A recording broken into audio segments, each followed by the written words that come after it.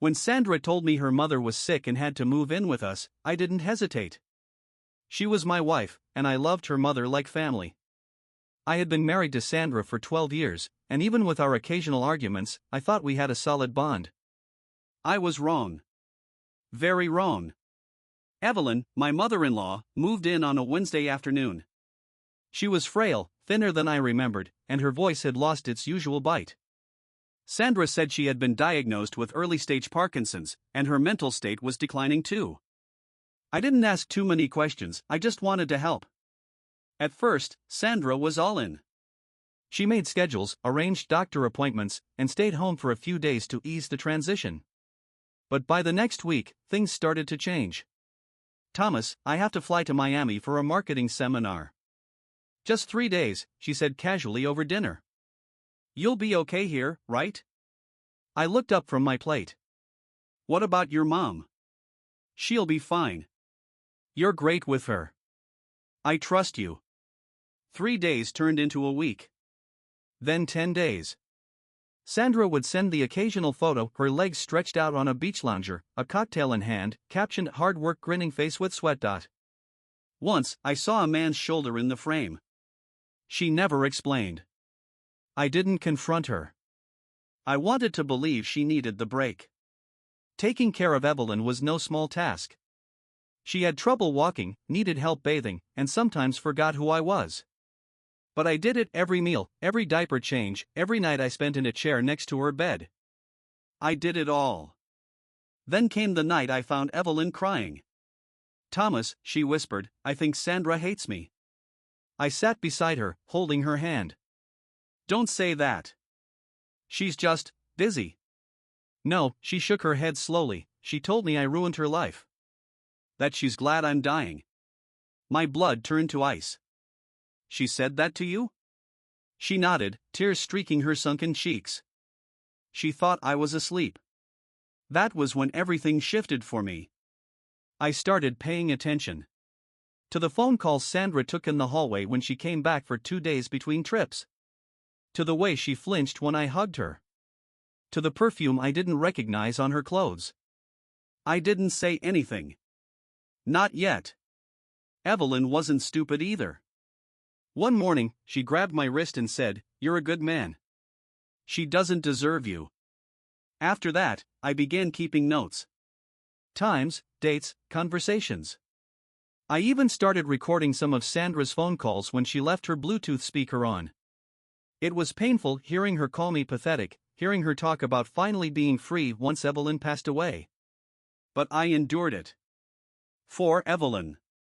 For the truth. The final straw came one night when Sandra returned from yet another conference. She came home at 2 a.m., clearly drunk, and giggling as she stepped inside. She didn't know I was awake. "Shoo," I heard her whisper to someone outside. "He's probably asleep." I'll say it was a delayed flight. A man's voice laughed. "Sure. Text me tomorrow, babe." I watched her from the shadows of the hallway as she adjusted her makeup in the mirror and stumbled upstairs. The next morning, I confronted her. "Who was that at the door last night?" She blinked. "What?" "No one." I heard a man's voice. "You were dreaming. Maybe it was the TV." "TV wasn't on." She rolled her eyes. "Thomas, don't start with your paranoia. I'm tired." "You came in drunk." "I had a drink on the plane." I stared at her. "Do you even care about your mother?"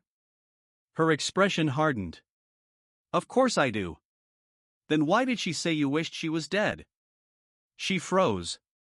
"She said what?" "She told me." "She remembers." "You're seriously believing the ramblings of a dying old woman?" That was it. I realized then she felt nothing. No remorse. No guilt. So I made a decision. I hired a nurse, not for Evelyn, but for me. Her name was Gloria, and she had a background in elder care and psychology. I told her everything. We came up with a plan. For the next 2 months, Sandra was in and out. She said she had projects, clients, and events. I said nothing. just smiled, nodded, and took care of Evelyn. But now Gloria helped too, and secretly, she was documenting everything: Sandra's absences, Evelyn's condition, and every time Sandra showed up reeking of someone else's cologne. I even asked Gloria to install discreet cameras in the house. Sandra never noticed. One evening, Evelyn called me over. "Thomas, promise me something. Anything. When I go, don't let her spin her lies. Tell people who she really is." "You're not going anywhere," I said, forcing a smile. But she shook her head. "I know my time's coming." She passed away in her sleep 3 weeks later. Peacefully. I was holding her hand. Sandra didn't even cry at the funeral. She wore a black dress that showed more skin than respect and spent more time texting than grieving. I stood beside the coffin, watching her. Watching the woman I once thought I loved. After everyone left, I stayed behind. I leaned down to the casket and whispered, "Don't worry, Evelyn." I kept my promise. Because now, the real story was about to begin. 2 weeks after the funeral, Sandra announced she was going on a retreat to clear her head. I nodded. Pretended to understand. Even helped her pack. But the moment she left, I met with Gloria. Everything was ready. You see, I wasn't just caring for Evelyn. I had been collecting evidence. Every receipt from Sandra's business trips that had nothing to do with business. Every video of her stumbling in with men. Every phone conversation she accidentally left on speaker. And most importantly, Evelyn's recorded testimony. A week before she died, Gloria helped me film a long, calm conversation with her. Evelyn spoke clearly, on camera, about Sandra's cruelty. How Sandra yelled at her when no one was watching. How she would leave her alone for hours without food or help. How she threatened to put her in a real home if she didn't stop pretending to be sick. It was heartbreaking. But powerful. Now, with Sandra gone, I began the next phase. First, I went to Sandra's boss. A woman named Linda, sharp as a knife and twice as cold. I asked for a meeting and presented a carefully prepared folder. "What is this?" she asked. "Evidence.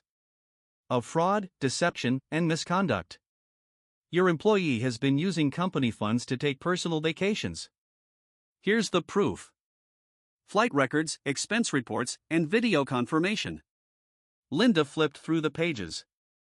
Her expression changed from annoyed to deeply intrigued. "You're serious?" "I am. What do you want?" "Nothing. I just thought the company should know. You're a good firm. You deserve better." That was the truth. I didn't want revenge. I wanted justice. And the dominoes were just starting to fall. Next, I sent copies of the evidence anonymously to a few select people: Sandra's church group leader, her father in Arizona, and her best friend Michelle. I included the video of Evelyn's testimony. No context. Just the truth. Then I waited. 3 days later, Sandra came home earlier than expected. She looked frazzled, like something had gone wrong. "You're back early," I said casually, helping her with her suitcase. She didn't respond. Just went straight upstairs. That evening, at dinner, she finally spoke. "Did you talk to anyone while I was gone?" I raised an eyebrow. "Like who?" "My boss called. Said there was some anonymous tip. They're auditing my expenses." "Huh," I said, chewing. "Weird." She narrowed her eyes. "You wouldn't know anything about that, would you?" "I've been here." "With your mother's memory." That hit her like a slap. Her jaw clenched. "You're really going to guilt me over that?" "I was working, Thomas.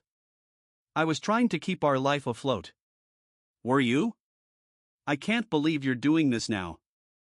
When I'm already under so much pressure." I leaned forward. "What pressure, Sandra? The pressure of explaining to your friends why your mother accused you of hating her? Or why you were seen with another man last week in Cabo San Lucas?"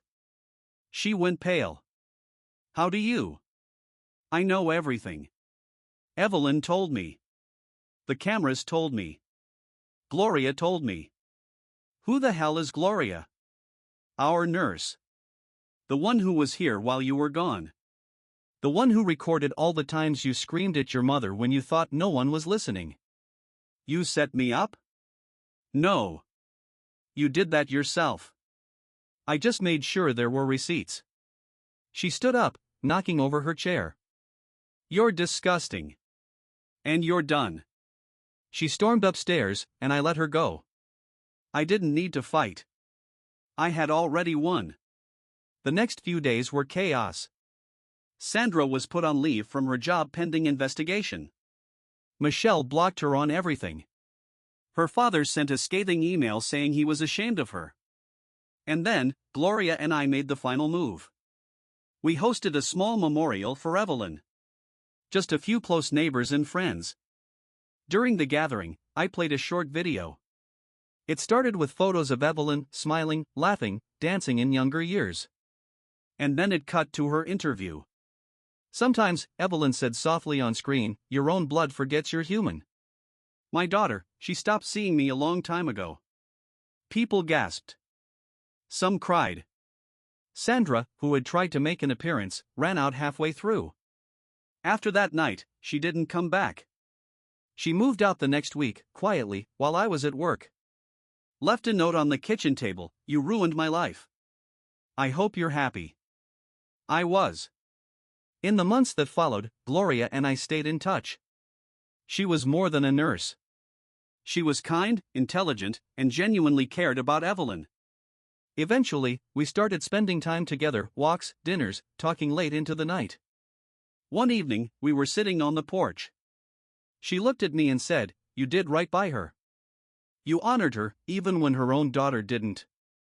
I nodded. I just wish I'd done it sooner. She knew. Don't worry. She knew. We sat in silence for a while, watching the sun go down. And that was when I realized it wasn't just about revenge. It was about restoring dignity. About making sure a woman who had been mistreated didn't disappear forgotten. Sandra? She lost her job, her reputation, and any respect she had left. Last I heard, she moved to a different state and tried starting over. But you can't run from the truth forever. Evelyn's story lived on. And so did her dignity. And me? I found peace in the aftermath. And maybe, just maybe, a new beginning. A few weeks later, I received a letter in the mail. No return address. Inside was a single sheet of paper, handwritten, with the words, "You think you're so noble. But you destroyed your own wife." No signature. No explanation. Just bitterness, curled up in cheap ink. I laughed. Not because it was funny, it wasn't, but because it was pathetic. Sandra still didn't get it. She thought I exposed her to hurt her. That I wanted to punish her. The truth was far simpler. I needed to protect Evelyn. And now, I was protecting Evelyn's memory. I kept the letter, tucked it in the same folder that held all the evidence. I didn't need it anymore, everything had already been sent out, but it felt right to keep the full story in one place. Just in case. Meanwhile, life moved on. Gloria started coming around more often. At first, it was to check on me, or so she said.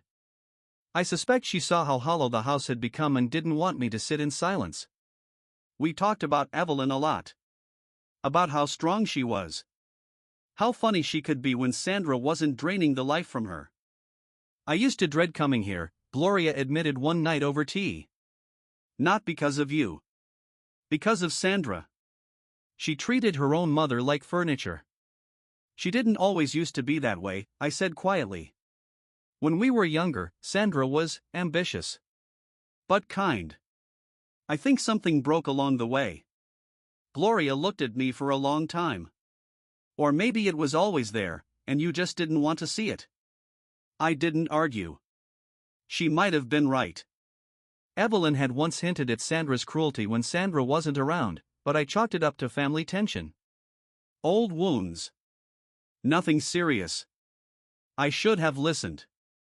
I should have watched closer. But regrets don't change the past. They only shape what you do next. By late spring, the garden Evelyn loved was blooming again. Gloria helped me replant her favorite tulips. It felt like an act of restoration, of healing. And then came the phone call. "Mr. Reese," a formal voice said on the other end. "This is Detective Palmer, with the Financial Crimes Division. I was wondering if we could speak about your wife. Ex-wife now, technically." "Of course. What's this about?"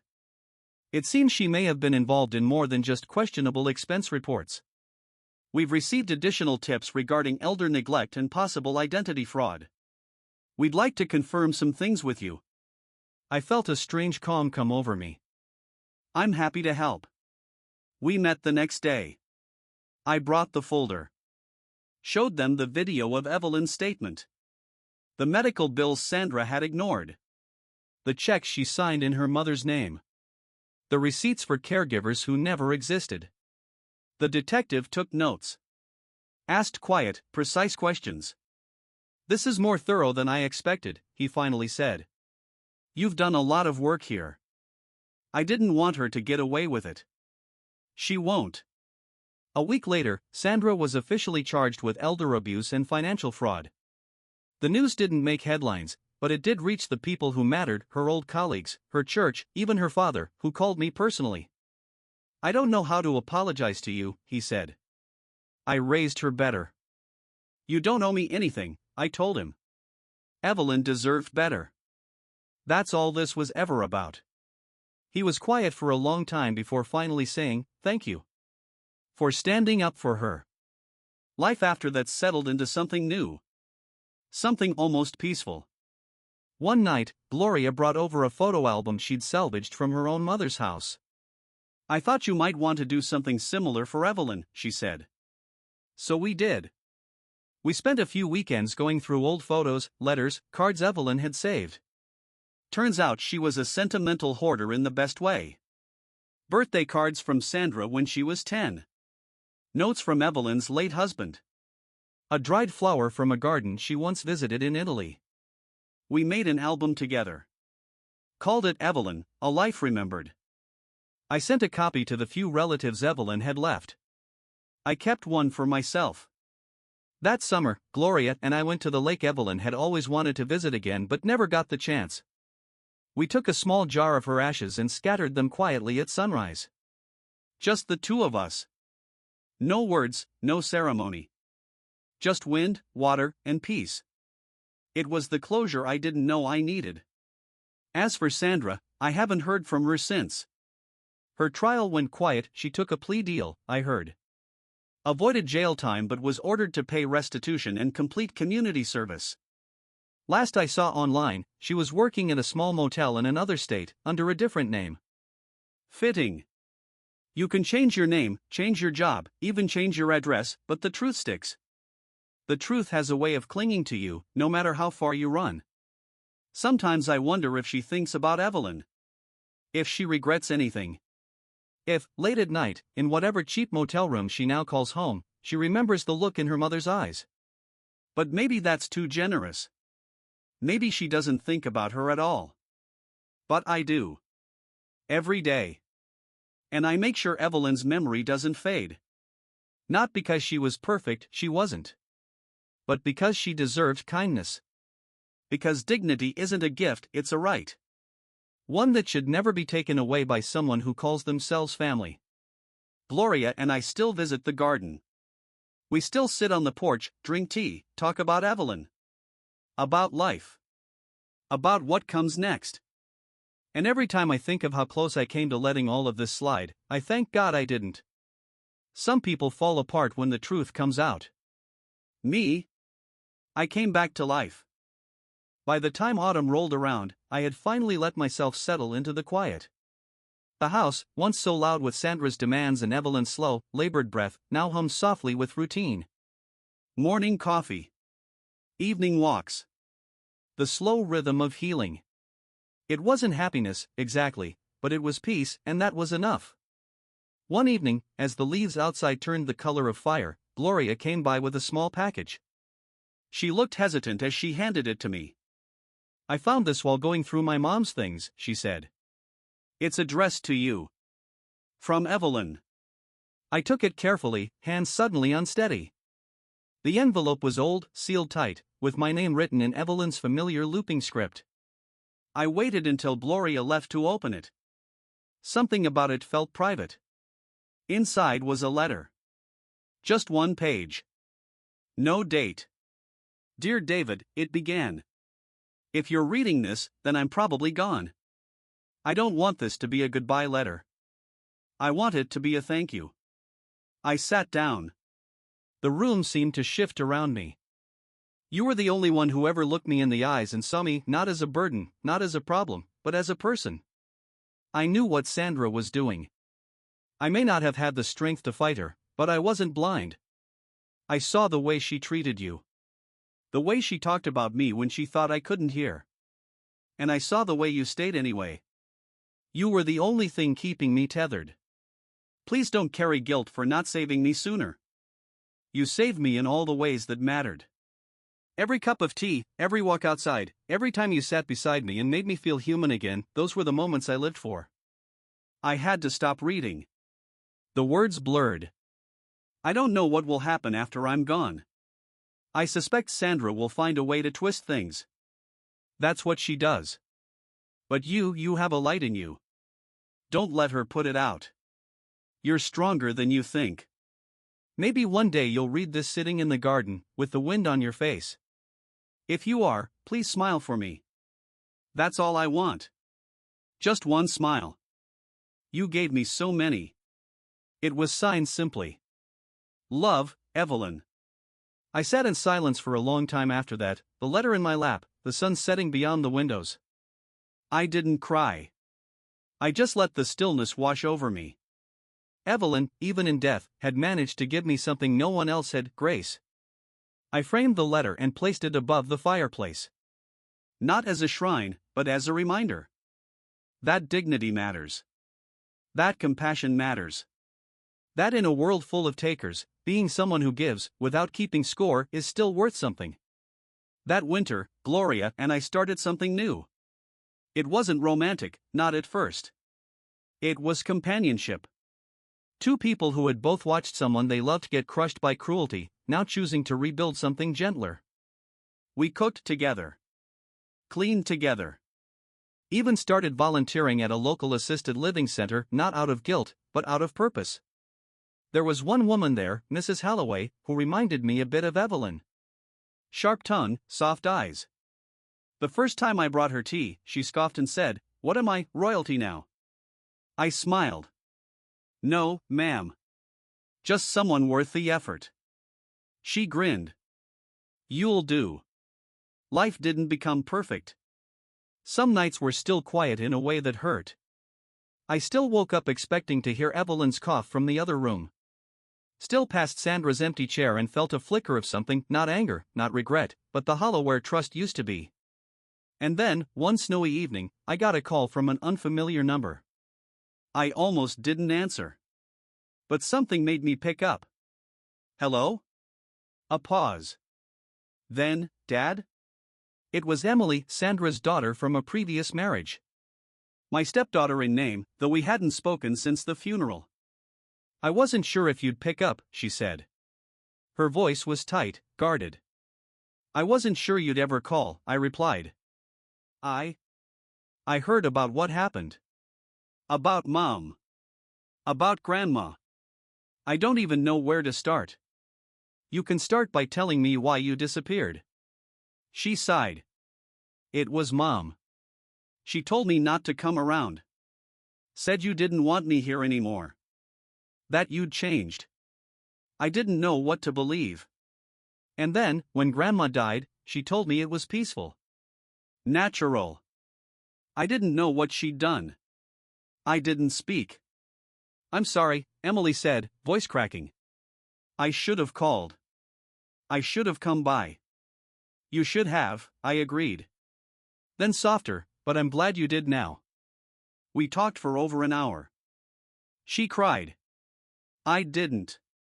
She told me about her life, how she distanced herself from Sandra years ago, but still felt obligated to believe her.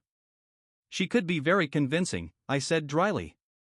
She still is, Emily muttered. Even now, she acts like the victim. Like she was the one betrayed. She betrayed herself, I said. She just hasn't accepted it. Emily came to visit a few weeks later. She brought flowers, Evelyn's favorite kind. We sat in the kitchen, drank tea, and looked through the album Gloria and I had made. She would have loved this, Emily whispered. I think she does, I said. When Emily left that evening, she hugged me at the door. Thank you for taking care of her, she said. Even when no one else did. She took care of me too, I replied. And it was true. I wasn't the same man I'd been a year ago. Sandra thought she'd left me broken. But in reality, she freed me. Freed me to finally see who I was without her weight on my shoulders. Grief is strange. It doesn't vanish, it settles. Becomes part of the landscape. But with time, new things grow around it. Stronger things. Spring came early the next year. The tulips bloomed faster than expected. I found myself out in the garden one morning, coffee in hand, watching the petals open toward the sun. Gloria joined me, her arm brushing against mine. She'd be proud, she said. Of the flowers? Of you. I smiled. Not because it was easy. But because it was true. A few weeks later, I received a letter in the mail. A real one, not a bill, not a flyer, but an actual stamped envelope with my name written in shaky cursive. It was from Sandra. I stared at it for a long time before opening it. I wasn't sure what I expected, an apology, maybe. A last-ditch plea. But what I found was something stranger. David, it began. I know you hate me. I know you think I'm a monster. Maybe I am. But I need you to know, I never meant for things to go that far. I didn't know Mom would stop eating. I thought she was just being stubborn.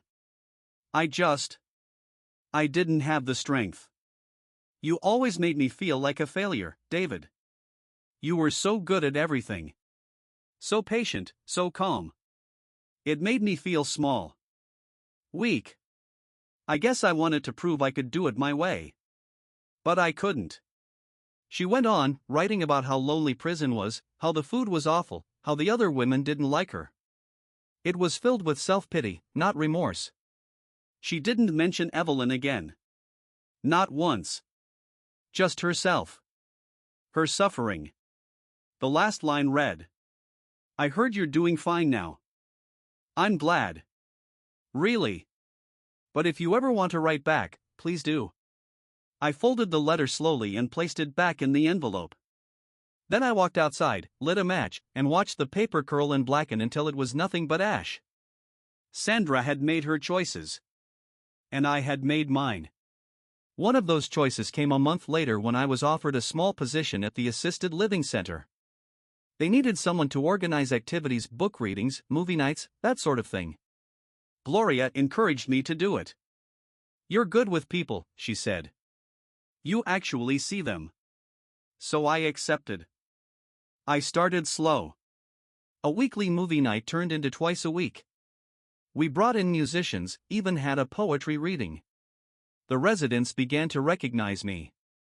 Mrs. Holloway saved me a seat next to her every Tuesday and pretended to hate it when I brought her chamomile tea. I'm not some old lady, she'd growl, sipping it with a grin. Sometimes, I'd read to them short stories, classic novels, even letters. One night, I brought Evelyn's letter. I didn't read her name, just the words. When I finished, the room was quiet. Then one of the men, Harold, said, "She must have loved you." She did, I said. And I loved her. That moment stayed with me. Not just because of Evelyn, but because I realized something. I wasn't carrying grief anymore. I was carrying her memory. Her voice. Her dignity. And it made me stand taller. One rainy morning, I was helping a resident to his room when I overheard a staff member mention Sandra. Apparently, she was being considered for early release due to overcrowding and good behavior. I felt a flicker of something, not fear, not anger. Just awareness. Like hearing thunder in the distance. I didn't say anything. I just kept helping Mr. Barlow back into bed and tucked the blanket around his feet. But that night, I told Gloria. She might get out, I said. Soon. Gloria didn't flinch. Then we'll be ready. What does that mean? It means we don't run from shadows anymore. Sandra was released 2 weeks later. She didn't come to the house.